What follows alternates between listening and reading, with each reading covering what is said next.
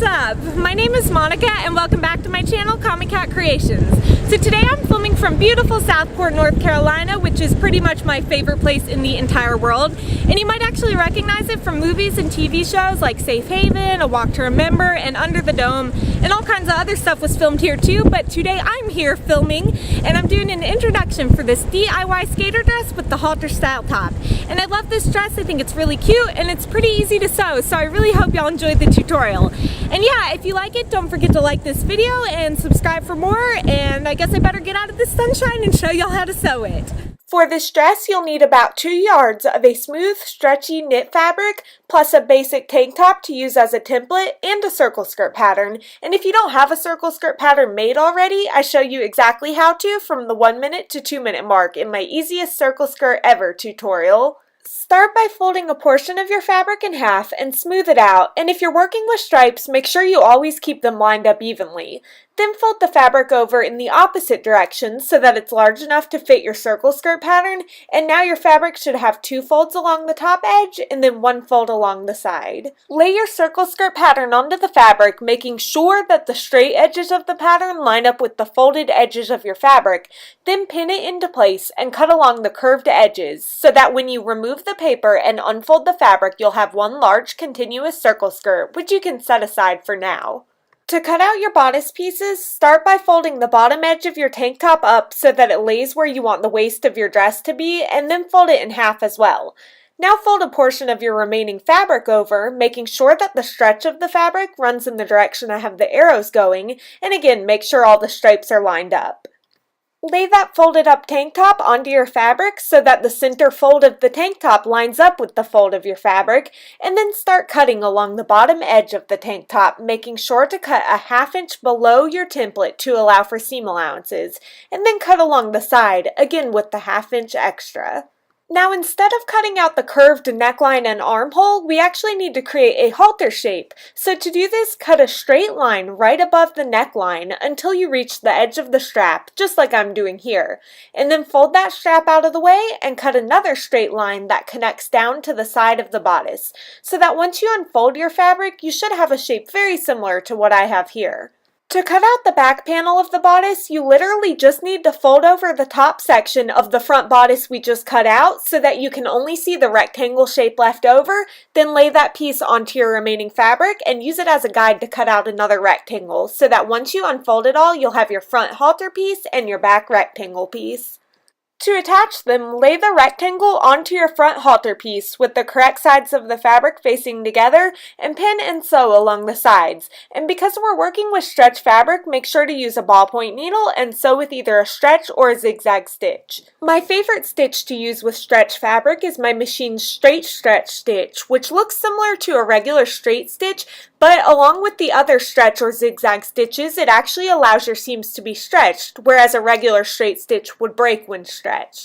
Our next step is to hem the sides and back of the bodice, so make sure the wrong side of your fabric is facing up, and beginning on one side, fold the raw edge over 1/4 inch once, then fold it again another 1/4 inch and pin it down.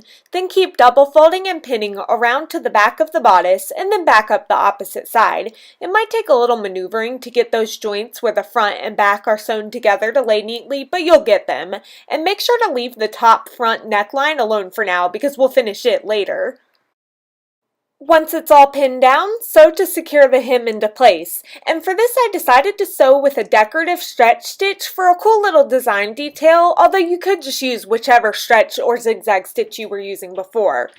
For the tie that goes around your neck, cut a long, thin rectangle that measures about 2.5 inches by however long you want it to be. Mine was about 45 inches. I had to lay mine into a curve to fit into the camera frame, but it is a rectangle shape like the diagram shows.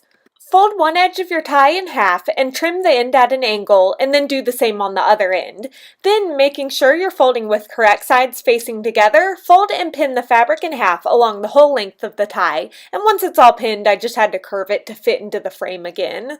Use your preferred stretch or zigzag stitch and sew along the short angled edge and down one of the sides, stopping just before you reach the center of the tie, and then sew the same on the other side, again stopping just short of the center so that you leave a couple inch gap unsewn, and here you can see where I stopped stitching to leave that gap in the center.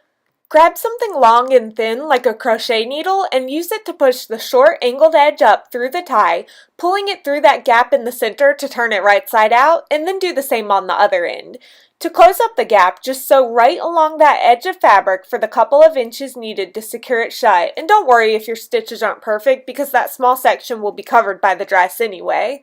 We need to create a casing along the neckline to slide our tie through, so with your fabric wrong side up, fold the top edge down 1/4 of an inch first, then fold it again another inch and pin it all down.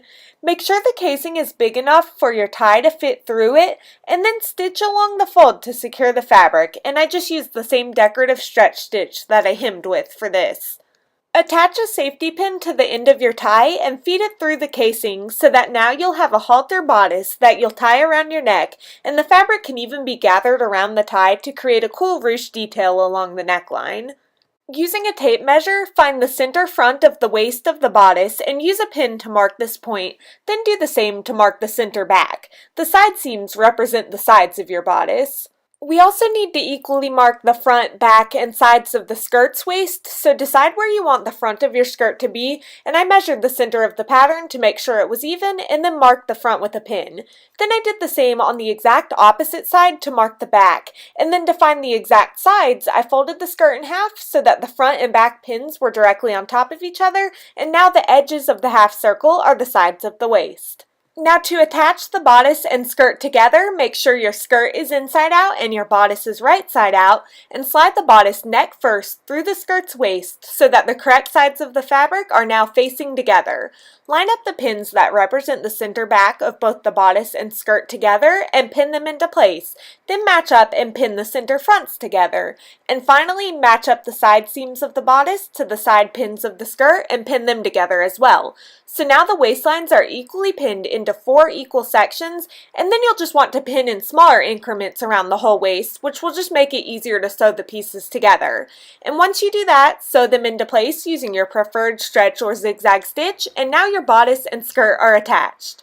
To hem the skirt's bottom edge, make sure your fabric is wrong side up and fold the raw edge over 1/4 of an inch once, then fold it again and pin it down, repeating until you've got a few inches pinned.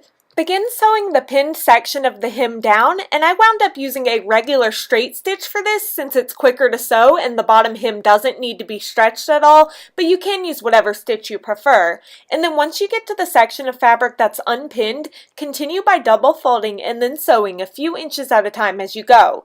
Folding as you sew is a bit quicker than pinning it all first, and you'll get into a rhythm until before you know it, your skirt is hemmed and you're all done with this project. Thank you for watching and happy sewing, y'all! I can do this. That was really good until I messed up. Oh, look. Sorry. Wait, hold on. Oh. I'm not doing good again. I got distracted by the birds. Oh, there's 2 helicopters up there. Gotta wait for the helicopters to go by, but this is a tough job, you know.